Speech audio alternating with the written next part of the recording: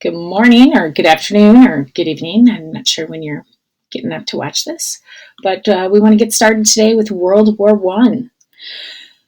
So the big question is always what caused World War I, and it's not actually one thing. Some historians will claim that there were many things and one event that triggered it, but I would have to say I think it's multiple reasons. So some of those reasons are going to include nationalism, imperialism, militarism, a web of alliance, and this guy by the name of Archduke Franz Ferdinand.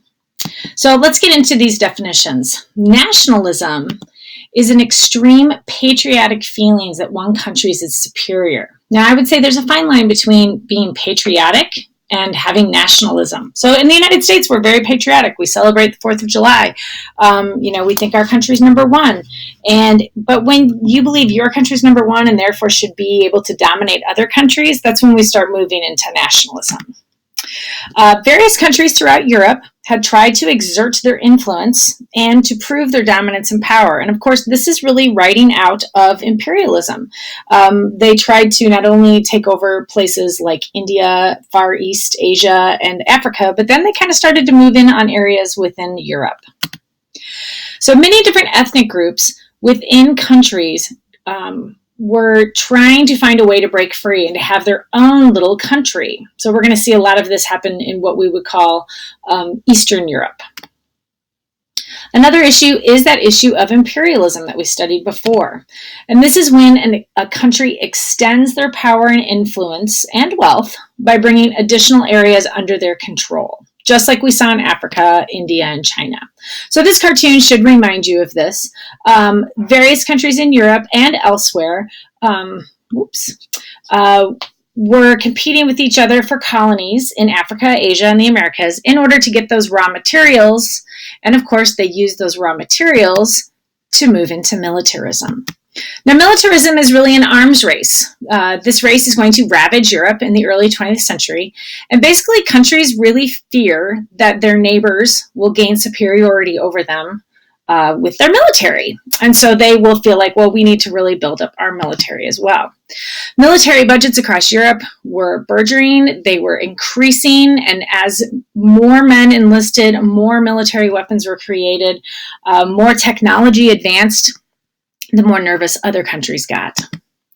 Now, this guy, Archduke Franz Ferdinand, he himself did not really start the war, but what he represented was really what the problem was.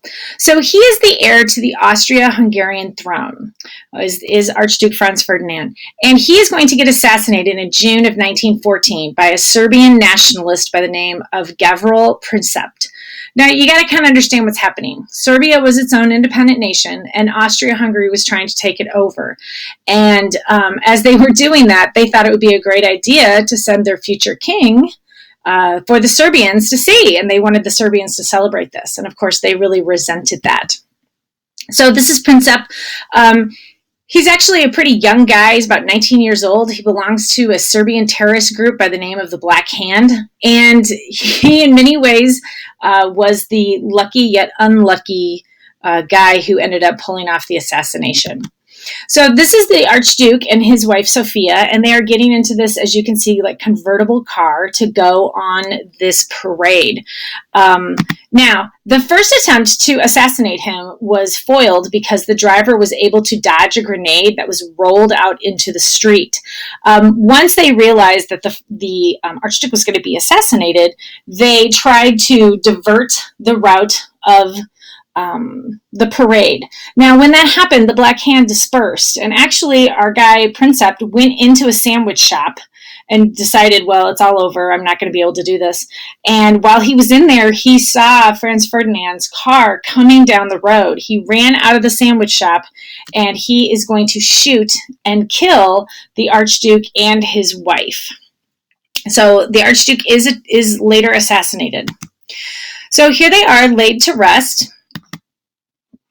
And then the other issue is the web of alliances. Now, an alliance is a way of protecting each other. So in order to protect themselves, countries throughout Europe sought mutual defense alliances, where if one were to get attacked, the other would come and defend them. So kind of like when you watch various reality TV shows where groups make up agreements like, well, we won't vote each other off. That's kind of what they're doing here with the alliances. Now, before the war, these were the defensive alliances that were established. Now, when you look at this map at first, I think it looks kind of crazy, but it really makes a lot of sense. So there's really two main alliance systems, okay? When you look to the right, the purplish ones are Russia, France, and Great Britain. And you can kind of see the years there that they all become buddies. Now, on the far left, in the green, is the Triple Alliance. Okay, it's going to be Italy, Austria, Hungary, and Germany. And again, you can see that they've been friends longer than Russia, Great Britain, and France. Now, Germany later, right before the war, is going to join in with the Ottoman Empire. And as you can see, in the middle is this Balkans. The Balkans are to the southern portion of Eastern Europe. And Bulgaria and Serbia are going to be the big ties. Now, as you can see, there's a little bit of yellow there in that orange space. That shows you that Austria-Hungary was aiding Bulgaria and Serbia was being aided by Russia. So that shows you that Serbia, little Serbia, has big Russia helping them, and little Bulgaria has big Austria-Hungary helping them. Okay. So this is really how it breaks out. Russia and Serbia, Germany and Austria-Hungary, France and Russia, Britain, France, and Belgium, and then Japan and Britain. So those are some interesting things, because as we get into World War II, you're going to see some of these have changed greatly. So when the Archduke was assassinated, Austria-Hungary is going to be very angry at Serbia for this. So I want you to take a second and look at this map. And as you can see, Serbia is the small little purple country that is right below Austria-Hungary. And Austria is not going to be happy about this. Now, these secret alliances are a problem because nobody realizes this. So when Austria-Hungary gets mad at Serbia, they think they are getting mad at this little tiny country next to their buddies Bulgaria, not realizing Russia is buddies with Serbia. Take a look at that map. Look how big Russia is. So Russia gets involved in order to defend Serbia, and they declare war on Austria-Hungary. Now, when this happens, Germany comes to the defense of Austria-Hungary, and they declare war on Russia. Now, because Russia has been attacked, France is going to get involved to defend Russia, and that is going to be drawing them into the war against Germany and Austria-Hungary. Now, if you look here in the middle of the map, you can see Germany and Austria-Hungary are kind of in the middle, and so we sometimes call them the Central Powers. Now, very soon, Germany is going to attack forces in Great Britain, Belgium, and Japan will all enter the war. And then that red box to the right, the entire continent was at war in the blink of an eye, literally within a matter of days. And many countries were fighting against others whom really they didn't have a problem with. But because they had this alliance system, they felt like they had to chip in.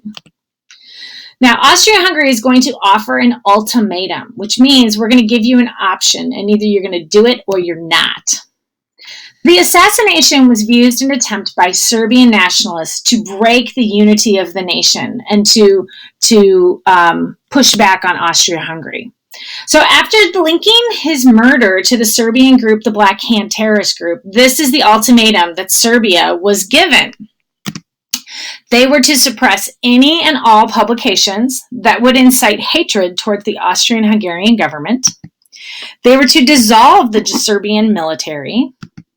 They were to destroy textbooks that contained any anti-Austria-Hungarian propaganda. And they were to remove from Serbian government, the military, any name provided by the Austrian-Hungarian government. So this is a ridiculous thing. This is basically saying we're going to strip you of all your power, all your military, all your leaders that we want. Can't even have certain textbooks in order for us to get power. So they also wanted to bring to trial and punish those responsible for Ferdinand's demise. Well, Austria is not going to like this too much because, of course, this is an outside country coming and telling them how to handle themselves. So, as a result, the Serbians are going to refuse the ultimatum. After they gain support from Russia, they are going to intervene in the conflict. So before all that war starts, really we see this breakdown of the ultimatum. Germany, as you can see from the headline, declares war. All of Europe is in arms. This is known as the July Crisis and was the movement of troops in Europe in reaction to Serbia's rejection, launched a full-scale war by July 28th of 1914. So the Triple Entente, as you can see, is the British, Russia, and France. So as you're looking at this map, those are the green countries. The lesser allies are Belgium, Greece, Serbia, Montenegro, United States and Japan eventually. All these powers together are what we call the Allied powers, or the Triple Entente. The Triple Alliance is the other side. That's going to be Germany, Austria, Hungary, and Italy. And Italy will eventually leave and join the Allied once they are convinced by France that they could get some territory from Austria. The lesser ones, of course, Bulgaria and Ottoman Empire. I don't know if Ottomans are less, but they're the last. And these are known as the Central Powers. Okay, we're going to stop there for now and get ready for our next recording.